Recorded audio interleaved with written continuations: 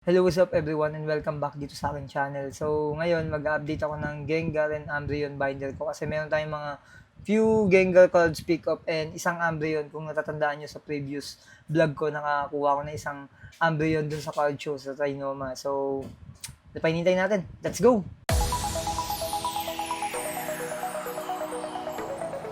Okay, so unahin natin yung Umbreon na nakuha ko. Since isa lang naman yung Umbreon card ko, then unahin na natin to. Ayan, Umbreon B. Yung nakuha ko last time sa Trinoma. So, lagay na natin siya sa binder. Ito yung slot niya. Kaya kung ito ayusin ang ayusin. Ngayon, lagay muna natin na ilagay yung slot. And I think, yung Gengar ko is dito na. Ito na yung mga sunod. Okay, ngayon punta tayo sa Gengar cards. Marami-rami to. Ito yung una nating Gengar na na-pick up last time. Actually, itong mga Gengar na to nakuha ko sa iisang tao lang eh. Dinayo ko siya sa Bulacan eh. And kung yung pinaka-special na Gengar dito is iuhuli ko. Save the best for the last. Pero ngayon, unahin na natin to. Yan. Okay. Bago tayong Gengar. Then, ito is meron na ako nito from the last time eh. Kinuha ko lang to kasi syempre, kung makakuha tayo ng English, papalitan natin yung mga Japanese natin, no? Ayan. May Japanese na tayo nitong artwork na to eh, pero nakakuha ko na English. And ito, galing yata to sa Trick or Trade. Pero lagay na rin natin. Tsaka ko na lang ayusin to, basta i-slot ko lang muna siya ng i-slot sa ngayon. Okay, yan. So, meron tayong duplicate artwork. Actually, hindi lang siya duplicate eh, kasi tatlo siya. May isa pa akong ganyan ulit na English. So, ilagay lang muna natin na ilagay dito. Then, syempre, pag nakakuha tayo ng bagong artwork, edi palitan na lang, di ba? Ang mahalaga, Gengar is Gengar. Ilagay lang natin lahat ng Gengar na may ilalagay natin. Yan.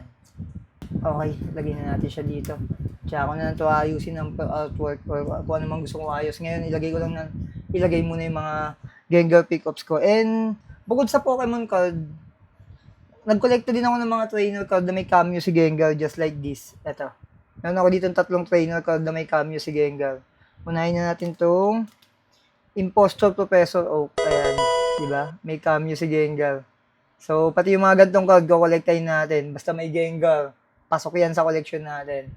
So, lagay na lang muna natin siya sa binder. Tsaka na natin ayusin. Then, next trainer card na may cameo ni Gengar is itong Rocket's Hideout. Ayan. Si Gengar. Ayan. Actually, tatlo yung ganito ko eh. Buti nga hindi ko pa ito nabenta eh. Nakita ko agad na may Gengar to eh, kaya isinama ko sa collection. So, yung dalawa kong ganito for sale. Okay, lagay na natin. Then, last but not the least is Surprise Box Gengar. Ayan. Talaga, Gengar na Gengar. Siya talaga yung lumabas. Parang Jack in the Box, pero Gengar. So, ayan. So, ang dami na natin Gengar card, no? Yung Umbreon ang medyo kumukunti sa akin. Tingnan nyo, hindi pa nga ito napapalitan, no? Yan, dapat maging Umbreon yan. Pero ngayon, yung mga collection ko muna yung nandyan kasi wala akong masyadong, Umbreon card pa. Maghahunt pa tayo. And last but not the least, yung pinaka-grail na nakuha ko last time na Gengar, which is pinakamatandang Gengar card. Ito. Pasensya na, nagre-reflect yung mga windows dito, no? Nagre-reflect kasi malakas yung ilaw, kaya igigilid ko na lang siya. Yan. Pinakamatandang Gengar card, Gengar Fossil. Ayan, nakuha ko to sa sobrang steal deal. So, ilalagay ko siya dun sa kahilera ng mga vintage Gengar ko, which is dun sa front page. So, ang mangyayari, tatanggalin ko to.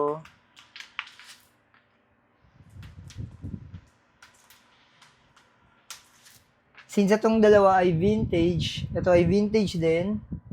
So, lagay natin yung isa pang vintage. Okay, di ba? Tatlong vintage Gengar. Fossil, Neo Discovery, tsaka hindi ko alam kung Gym Heroes o Gym Challenge to. So, ayan, yan yung mga vintage Gengar. Pero, okay guys, you would not believe this, pero may naisip akong crazy idea. Dahil nung napansin ko tong Gengar vintage ko, and may kulang na isa. So, napaisip ako na humanap pa ng isang vintage na Gengar. And, napa-search ako sa internet, chinek ko kung ano yung mga pinakamatatandang Gengar. Then, ito nga, yung Gengar Fossil, yung pinaka oldies na Gengar card. Then, ayan, Sabrina's Gengar, Dark Gengar. Then, nakita ko kung ano pa yung isang pinakamatandang Gengar, which is another Sabrina's Gengar. Hindi ko lang alam kung alin dito which yung Gym Heroes and Gym Challenge. So ngayon, napaisip ako na isang challenge sa sarili ko. Since malapit na ako mag-birthday, naisip ko na iregalo sa sarili ko yung nagkahuli-hulihang vintage Gengar. Damn! Na kulang ko, which is yung isa pang Sabrina's Gengar. Yung parang naka-side view ata yun. Parang alam ko yun yung artwork nun eh. So, bala kong kompletuhin yung artwork ng mga vintage Gengar. Pero hindi ko naman kukompletuhin yung per variant niya, no? Kasi, alimbawa, itong fossil. Ito pa lang, marami na itong variant eh. Itong Dark Gengar, may variant din. Ito, merong unlimited, tsaka may first edition. Which is unlimited yung meron ako. Pero hindi ko na kukompletuhin yung variant nun. Ang gusto ko lang is makompleto yung artwork. Which is sakto, kulang ako ng isa. Which is yung isa pang Sabrina's Gengar. So ngayon, I will challenge myself to get the other Sabrina's Gengar as a birthday gift for myself. Which is, I only have 2 weeks. Yun yung mahirap dun.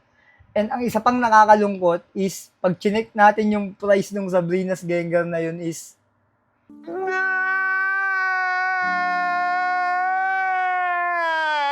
oh my God, hindi siya biro. So, hindi ko alam kung paano ko makukuha yun within 2 weeks. Siguro, magbebenta ako ng mga ano dito sa mga collection ko, which is ito, may mga value yung iba dito eh. So, baka mag-let go ako ng mga iba dito. Lalo na itong mga itong mga reverse solo. Baka mag-let go ako dyan para makaipon tayo ng goal para mabili yung Sabrina's Gengar na yun. So kung sakaling di umabot yung mga pinagbentahan dun sa presyo ng Sabrina's Gengar, magre-resort ako sa aking last option, which is I might trade this, one of my holy grail, which is the Crystal Kingdra, na halos ka-worth niya ng Sabrina's Gengar. Pero ayoko kasi super rare na mga crystal card, lalo na pag galing sa Aquapolis tsaka Expedition. So, ito na yung pinaka last resort ko pag hindi umabot yung mga galing dito sa collection. And isa pang problema is, kahit makaipon tayo nung amount nung Sabrina's Gengar na yun, is, another question is, meron bang willing mag-let go nun? Kasi isa sa mga holy grail na mga Gengar fans yung Sabrina's Gengar na yun. So, bukod sa pricey na siya, hindi pa natin alam kung may mabibilan tayo kasi nga sobrang rare na yun and sobrang vintage na. So, yun yung gagawin kong challenge sa sarili ko and titignan ko kung kaya ko bang irigalo sa sarili ko yung bago dumating yung birthday ko or sa saktong araw ng birthday ko. So, yun. Wish me luck, guys, and samahan niyo ako dito sa journey ng paghahunt ng Sabrina's Gengar na yun. So, ayun guys, comment down below kung sa tingin nyo magagawa ko ba tong challenge na to or magfe-fail ako. And abangan nyo. So, wag niyo kalimutan mag-subscribe and kita-kits ulit tayo sa mga susunod kong video and bye-bye. Peace!